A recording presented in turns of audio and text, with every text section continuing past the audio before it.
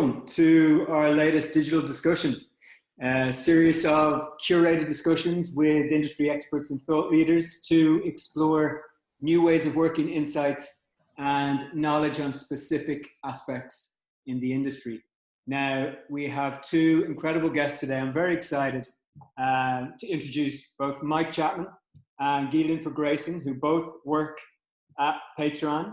Now, for those who don't know, and I assume most of you do, Patreon is a fantastic platform. It's an alternative way for artists to produce incredible content, get paid in an alternative manner, and express themselves in all manner of artistic and creative ways. So we are very keen to talk a little bit about the nature of creativity, its value in the industry.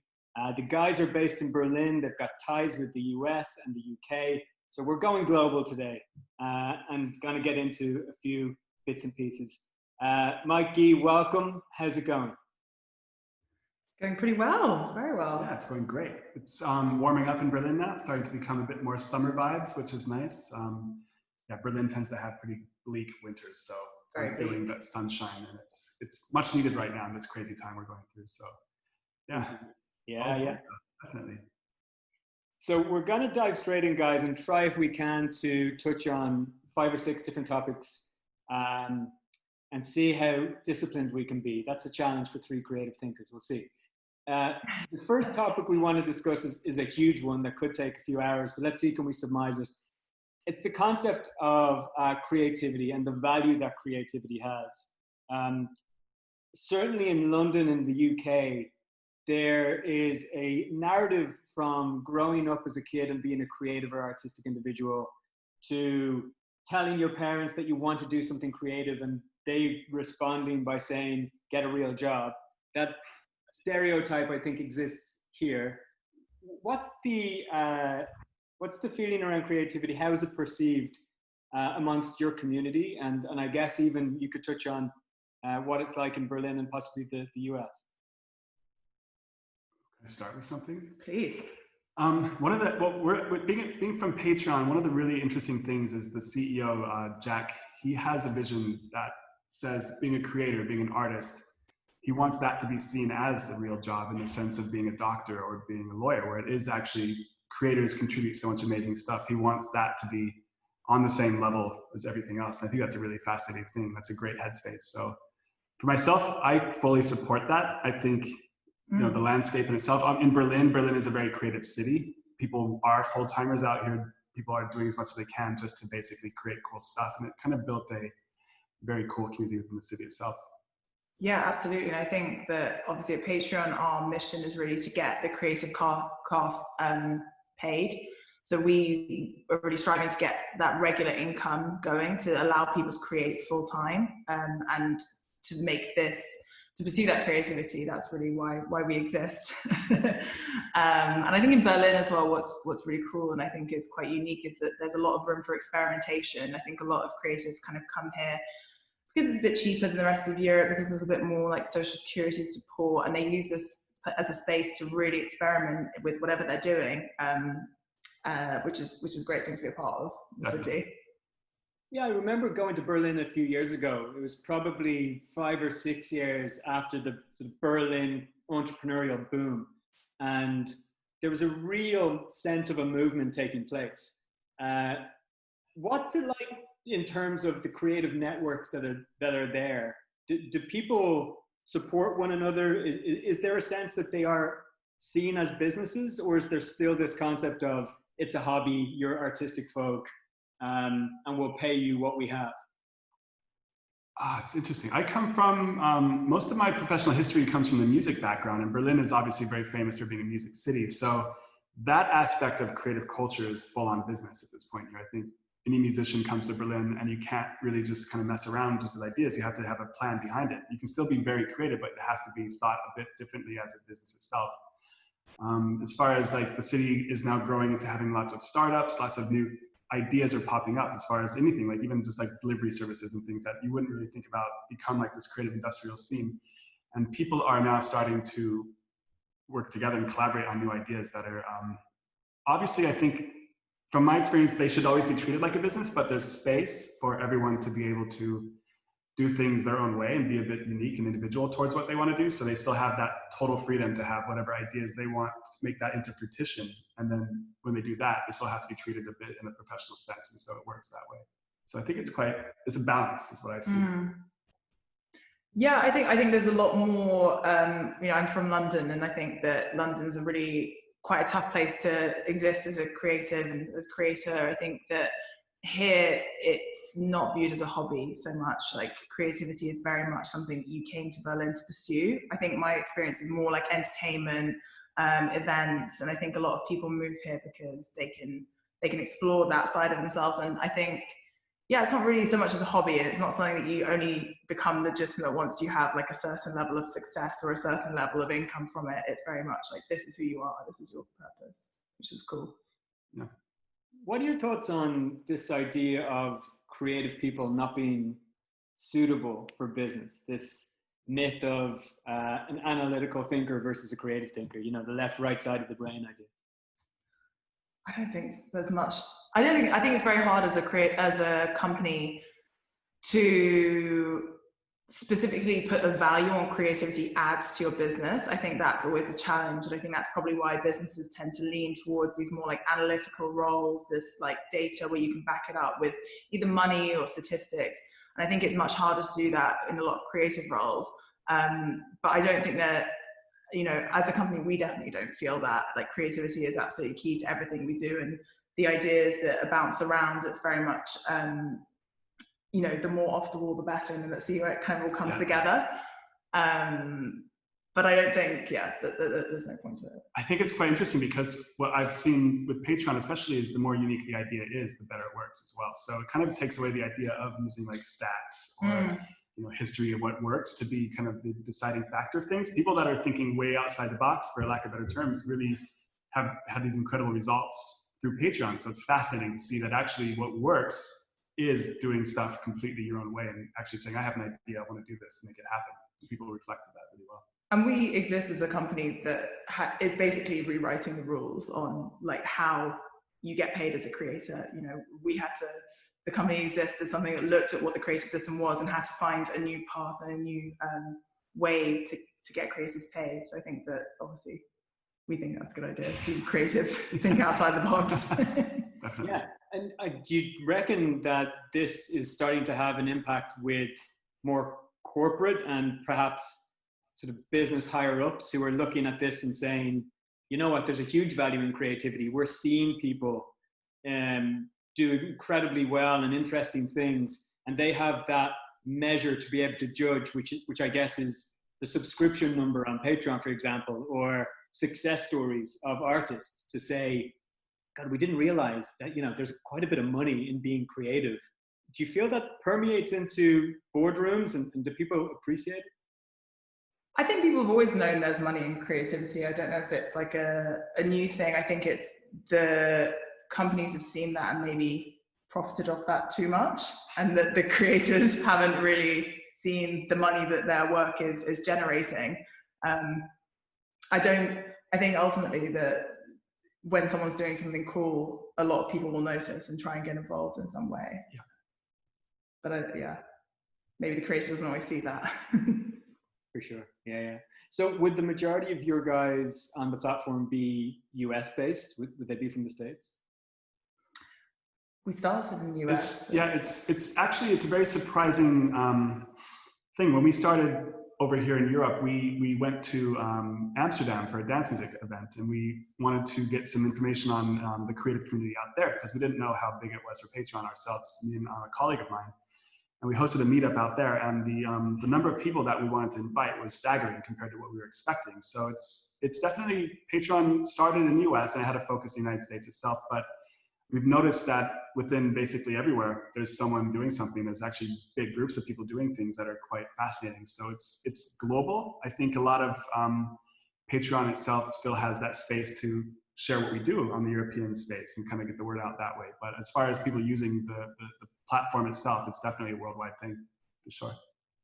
Are you seeing any patterns culturally from what's getting produced on the site?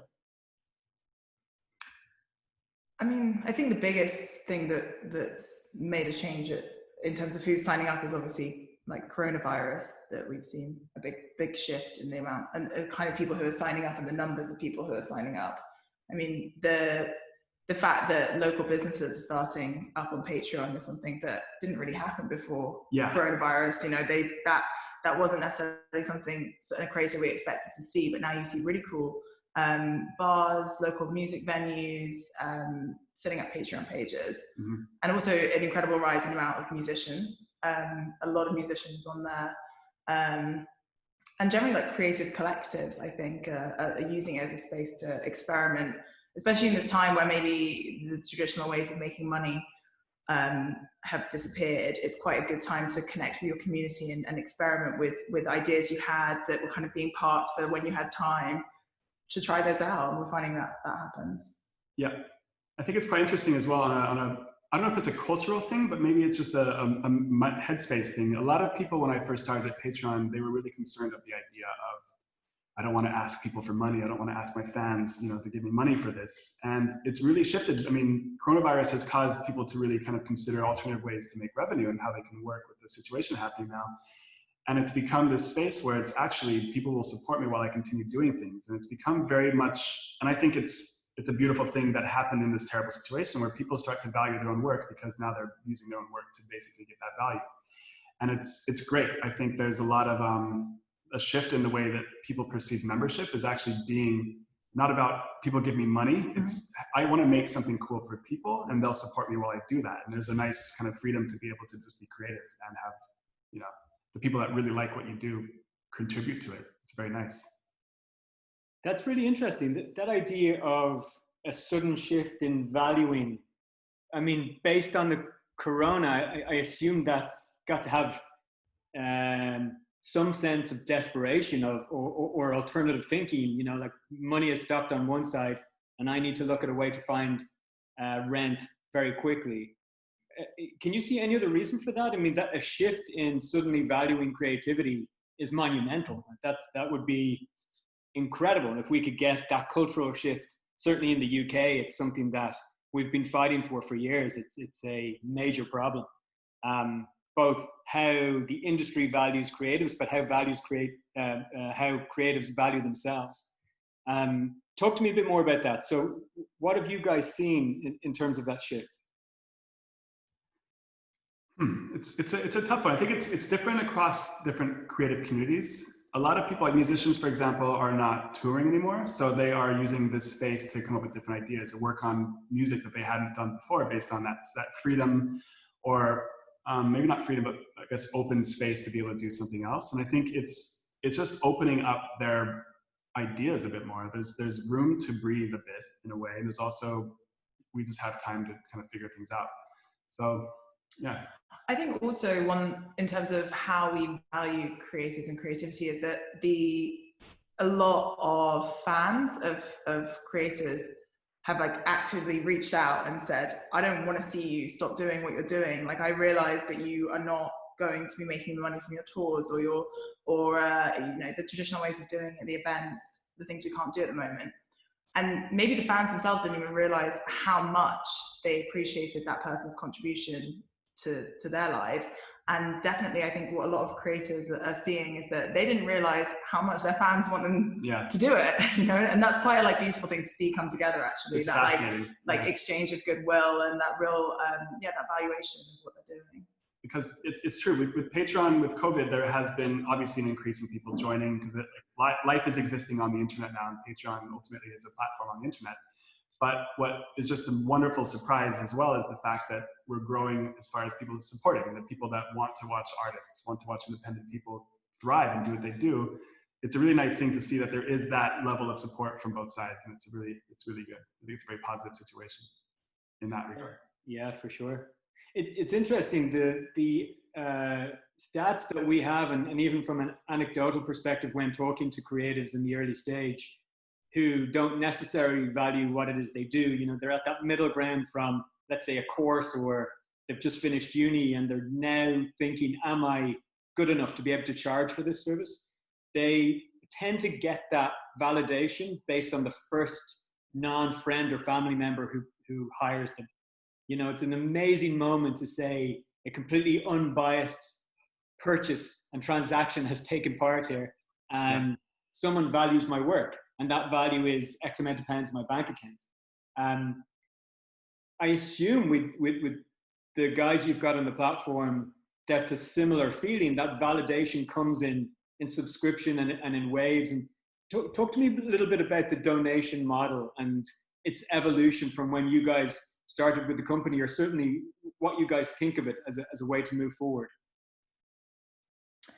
I mean, the donation, I wonder if donation is necessarily the right word, because I think that what a lot of creators feel uncomfortable with is the idea of kind of asking for, or feeling like they're begging. I think a lot of the time what it is that it's an exchange where a creator is doing something or making something, and the people who follow them want them to make more of that. They want to see more of that. And it's kind of like an exchange of, I'll give you more money if you give me more of that. It's very much like an exchange rather than a donation. I mean, in terms of how the platform's changed, I think one thing that I thought was really cool when I first joined Patreon in terms of like talking to creators is that most creators join because one of their followers has asked them to. And I think people are recognizing that, you know, they have a lot more followers who are willing to pay for what they're doing. What I've seen change so far myself is that Patreon is extremely modular. Creators maybe have an idea that it works based on what they've seen, but the conversations that we've had, it's actually instead it's a completely open slate. You can do whatever you want. Like, find ways to do exactly what you want, and people will follow that and they love that. And I think it's really interesting that it isn't set, like there's not a guideline rule book. Here's how you run a membership platform like Patreon. Here's how you use the Patreon, you know, experience. It's really, what do you want to be doing? What is your kind of dream? What's your goal? And then communicate that with people that like what you're doing and support you. And it's really interesting because it opens up space to do anything you want. We have artists that use Patreon who, I'm sure you're familiar, it's set up as a tier structure a lot of times, where you can choose different pricing points and have, you know, within that a certain price, there is benefits you offer. Certain people we work with have one specific single tier where they just say, we're just going to do stuff. I'm going to go in here and once in a while do an ASMR reading, you know, or just, I feel like drawing a picture today, so you can watch me do that. And it's like, people love this spontaneity. They like the fact that the person that they really like their artwork or their creative headspace, they watch them do that and they say, you can do that. We want to see you actually go as deep as you possibly can into your mind. And Patreon is a really nice place because it kind of removes that sense of the troll factor that you would have on something like Facebook, where you do a Facebook Live and it can be just people on there just saying they don't like what you're doing. It's weird, you know. On Patreon, people are contributing on a financial way to the artist. And so there's a space where the artist can say, I'd like to try something I've never done before. And it's almost like a safe space or a focus group where you can come up with like new logos for a t-shirt. And you have people that can say, I like this version, not this version. But there are also those who are really, you know, in debt to what's happening. They are really supporting the artist. And so it really creates it's a positive experience for the creator side, where they can actually try out new ideas and get a bit, you know, deeper into something they wouldn't maybe do in a more public sphere, I guess. So outside of the perks, and if we look at that as a very transactional relationship where the artist will give away signed prints or something, let's say, how much of it do you think is the fan buying into the personality, buying into the art, and wanting to go on a journey with that artist, maybe just to feel more invested in it? That is also a case-by-case situation. Some people on Patreon are very transactional, where the success with their membership is based on, you will get something back by supporting me. Other people, they treat it very similar to if you had a membership at the Met in New York or something, where, you know, you really just want to support it. You want to see this thrive or see this grow. We've seen both to varying degrees. And so on Patreon, membership is definitely not defined by one side or the other. It really sits in between somewhere, but it really is for each person. And the really nice thing that I've seen through it is that it really is each individual person, how they want to run it, what they want to do. And so they have the freedom to just basically say, I'm going to do something that's very transactional. We're going to give you this after a month if you're, you know, supporting me. Or it can be, I just want to be able to buy groceries while I draw pictures. And it can be as simple as that. And people are like, okay, you're saying that's what we're going to do. You're just going to get some, you know, we're going to give you a couple bucks a month, you know, so you can eat while you make these amazing pieces of art, which is a really nice thing because that's the intention they set forth and that's kind of what they want. And so a lot of the creators, they can really just come up with an idea and say, this is why I'm using it. This is the reason behind it. And people really gravitate towards that because it's very, genuine, I think. There's something that I think both our community and your community have in common, which is aside from the obvious, that it's a bunch of creative people and we're trying to support them as best we can. There seems to be something when you have a financial support underneath you, and it's a freedom that it lends you. And that sort of sits opposed to the idea that business and creatives don't make amazing bedfellows. What I've heard from a lot of artists is when they start to get regular income into the bank account, it really frees them up as an artist. And the opposite, I think, is true, whereby if money is on your mind, if rent is on your mind, and you're having to compromise your art to pay the rent or pay the bills, it can start to taint that creativity. Is that something you guys agree with? Did you see or hear that from your members or get that feedback? I mean, for sure, I think that one of the biggest benefits that people say about having a Patreon page is that it allows them to reconnect with their creative pursuits. It means they don't need to be taking those money jobs that kind of take up their energy and their passion for what they're doing, because they are getting that support from their fans to be able to do what they really care about.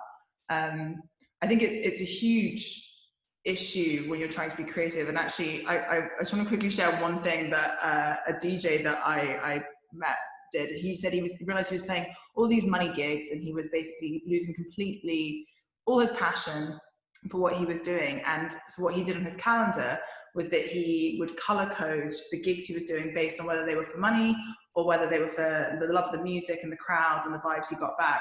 And what he realized is he would have one in purple, one in silver, and when he got too much of one, he probably realized he wouldn't be able to pay his rent because he was doing too much stuff that was just for the love of the crowd and not for enough money.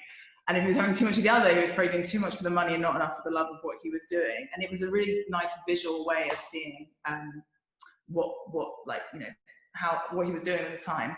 But I think that is definitely the most positive thing that I feel from people is when they go, and especially when they're doing something that's not their creative project. Like, I want to do an ASMR video, see if that's something that's cool. Even though I'm an illustrator, perhaps this is like a new thing I'm going to do. But it is a bummer, like when you see kind of ad revenue or bigger companies try to dictate the creative headspace and the process there. I think that it's a shame. I think people do start to become artists or have new ideas for that pure sense because they're inspired by what they do. And I think it gets watered down a bit when you realize sometimes you do have to make a living doing what you want to do in that regard. And sometimes you kind of make those sacrifices where you do, work with a certain company or a brand campaign that maybe isn't really relevant to what you do as an artist. I think what I've experienced with Patreon is we don't take away the opportunity to say you can actually work with brand campaigns you want, but you have a space to choose the ones that maybe make more sense. And I think that's nice because it takes away that pressure of having to sacrifice your art and create stuff that maybe you don't really believe in. And that's not a good feeling. I think the reason people do art, the reason people are creative is because that's what they want to do. And if you mud that down and you kind of take away that inspiration, it's just not a good experience. And then the art doesn't come across as the way it should. I think if we all went that direction, it would be really, a very gray colored world out there, which I wouldn't want to see. Yeah, there's a interesting thought experiment to go a day without seeing any art. Everything from, something on the wall to a show to music. You realize just how it is absolutely intertwined into our lives in every corner. Something I wanted to touch on, guys, I'm just going to pivot a little bit. A campaign that we're fairly well known for is called No Free Work. It ties in a little bit with what we're talking about in terms of valuing artists and creatives and ensuring that we're finding alternative ways to get them paid, or any way to get them paid. The campaign we've been running was off the back of, a personal experience, but more importantly, experiences that we hear about from our members on a daily basis. This is where companies are exploitively asking creatives to work for free in return for exposure, in return for the promise of paid work in the future, sometimes prestige. So a big brand that knows it's got a lot of glamour attached to it can leverage that glamour to get people to do things for them. Obviously, what you guys are doing is somewhat of an antidote to that, and trying to find a way around that. There's a New York campaign that we spoke about outside of this recording that has officially become a bill and is, I think, it's been alive about 4 or 5 years now. Freelancers Union put that together. Just give me your thoughts on unpaid work. Do you think there's any place for it in a creative's journey? I mean, I think it's a really, really tough one because no, there shouldn't be. You should never work for free. But then there's also the reality that for a lot of people, in order to get that experience and those contacts, there will be an element of unpaid work. I think what's really great about the campaign you're doing is that the more people unite, the more it becomes impossible to ask people to do it for free. I think if you're trying to do it on an individual level and you say, I'm not going to write that article, I'm not going to shoot that editorial for free, it's fine, someone else will do it. You know, you really have to have a sense of the community saying none of us are going to do it, so you need to find the money to pay for it or don't do it. But I think it's a tough one. I think I was always very frustrated when I was first starting out, when people said to me, "I'll never write for free, never do this for free," and I said, "But then I'll never get any experience." But it's not ideal, and I think you really do have to unite on that. Yeah, it takes me back to a comic I saw a while ago where someone was trying to pay their rent with exposure, and it doesn't really work very well that way. So I think there is a balance there.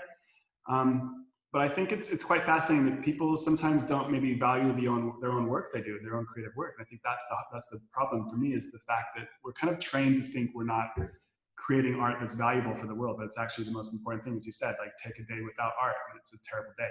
Mm-hmm. And so I think the headspace needs to be shifted around a little bit and realize that people should be like, actually, everything I do is extremely valuable. It's time to make this art or to create something. It's not like a 2-minute project. Some of these things take months just to make something that people really appreciate. And so I think what we're trying to do at Patreon, at least, is to offer that space where creative people realize that they are valued, that people, will support them and they will let them do what they want to do. And so, yeah, it's a tough one. And I understand the idea. I used to DJ a long time ago, and I would play gigs for free for the fact I could play at that venue, and that would help with the exposure. But I never really felt great about it because you're playing music for, a huge room of people that are paying money to go into the club. And so it didn't make sense. Like, without you playing the music, then what's the point of going to the venue, but you're not getting paid for it? Mm. And so there's something wrong there. That didn't make any sense. I think, yeah, and the same with like the Spotify kind of idea where, there's a small percentage that gets paid to the person making the record versus somebody who, like the advertisers on Spotify, it doesn't make sense. The person that actually creates all that value and all that actual experience for someone on whatever style of creativity they're on, that's the part that should be seen as the most important, and that's the value there. I think everything else is second to me. Yeah, it's so often the case. It feels like until you get to the very top tier, or certainly to a space where you're so experienced that you can command that value, there's a big gap depending on the sector, but music is really rife. That the star of the show is the least paid person in the room. Yeah. And that could be a couple of bouncers, somebody behind the bar and a few other staff. Everybody's getting paid more than the person who is the reason why everybody's there. Mm-hmm. And it's interesting that you felt that I guess is our mission in terms of the campaign, to try and culturally change the mindset. What Patreon is doing seems to be exactly that message, but in a very practical sense. It's proving and showing that, art has a value, a monetary value, as well as a value to the world. Whereas what we're trying to do is culturally get people to think it should be a taboo to accept unpaid work. Yeah. So aside from hammering government over here and lobbying to get legislation changed, we're doing a lot of work with universities to try and educate the kids coming through to say, you're really valuable, and if you can hold firm and resist the temptation of saying yes for the fear that the person behind you will take the job, we know statistically it'll stand to you further down the line. So many people who accept unpaid work, we've seen from the data, they get a reputation for being a person that accepts unpaid work. Yeah. We spoke to someone the other day who's 2-3 years into not charging because they've gotten into this loop. So yeah, I think it's ever shifting space, but hopefully we start to see a movement towards valuing creativity. I think a lot of it doesn't make any sense. If you look at YouTube, you see millions of views on YouTube, and then the money that the person who makes that video gets from that, it should be much bigger. And that's kind of how Patreon started in the first place. Was the CEO Jack? He was making these amazing, extravagant videos and having millions of viewers, and then getting like a very small paycheck from it. And he was like, this doesn't make any sense, because he put all of his savings into doing that, and the revenue didn't come back to him. And so, yeah, he wants those people to be able to help. And I think that's a good space. And he doesn't want to do it for free, because at the end of the day, I don't think anyone can continue on that way for a long time, because we have to survive. Yeah, for sure. We'll end up with a few rich kids doing it as a hobby. And I don't think anybody wants that. So look, I just want to, I'm conscious of time. 30 minutes has absolutely flown by. Let's talk just a little bit about what the future might look like. And we can probably incorporate our current situation to some degree, but I think in a broader sense, I'm keen to get your thoughts on perhaps where you see the Patreon creators in the next 6, 12, 18 months. Do you see an evolution of Patreon? Do you think more people are going to adapt this model? Where's your head at, or where's your sense in terms of what the future looks like in this space? Ooh. I have a word that comes to mind. Yeah. Independence is a big word. I think the future is definitely showing more and more people have the that confidence that they can do things independently. It's still, like we said at the very beginning, it does require having, you know, a bit of a business sense. You have to kind of understand how to run a membership. It's not like you just set up a page and you're done. You have to, you know, have an idea, and you have to be able to really make it happen. But I think a lot of people are learning there's a lot of value in doing things their own way, how they want to. And it's taken away that kind of stress, like the people that dictate what is creative because we'll pay you for that only. And going back to the idea, I want to make what I think is creative, and people will pay me for that. I think that shift is happening. I think it's happening more and more. And we're seeing people on Patreon, like G was saying, like restaurant, you know, venues, festivals are now kind of thinking of this new model, this new idea to actually step away from, you know, what they would normally do and find ways to be extremely independent. That gives them that freedom. And I hope that there's going to be a wider industry shift as well, in the same way that you're saying, you know, by freelancers saying that they're not going to work for free, it makes it impossible to ask people to work for free. I think what I expect and what I hope will happen is with Patreon, bigger companies will also be able to see they can't profit off that creativity and that content, without naming names, that they can't, you know, they can't have all these streaming of music and videos and not pay the creators at the end of it, because ultimately I hope to see that creators will move away from that and start saying like, no, we deserve to get paid for that. We deserve to be able to pay our rent, to have groceries, to develop creatively from the things that we're doing. And I think that that's a really cool thing about Patreon, is that people are getting paid, and maybe they're having that space, and more people will realize that. And then it forces a wider industry change. Yeah, well, here's to that. Let's hope so. Guys, that 30 minutes is absolutely flying by. I really appreciate your time. Thanks for your insights. Enjoy Berlin. Stay a couple of meters away from each other. Yeah. And we'll see you soon. Thanks, Emil. Yeah, thank you so much. Take care, guys. Bye. Bye-bye.